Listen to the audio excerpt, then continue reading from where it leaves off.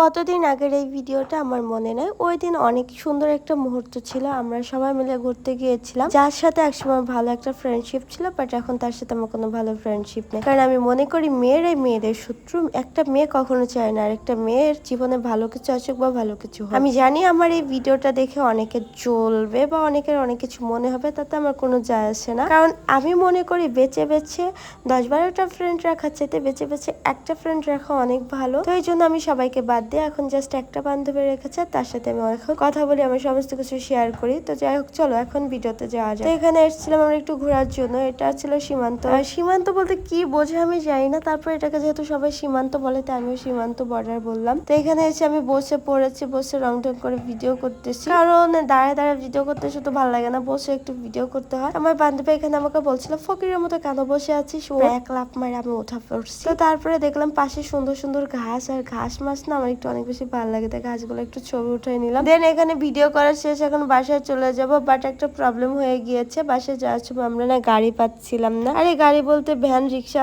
Park, tiller যাই বলো না কেন, কোনো কিছুই পাচ্ছিলাম না। এখানে একটা ভ্যান দেখতেছি সাইডে দাঁড়ায় আছে, কোন মামার জানি, সেখানে এসে বসে আছে। এই যে আমরা 3জন, বাট এখন 3জন বললে ভুল, এখন একজনের সাথে বন্ধুত্ব নেই, এখন 2জন আছি আমরা একসাথে। আরো জানি না কি হয় জীবনে।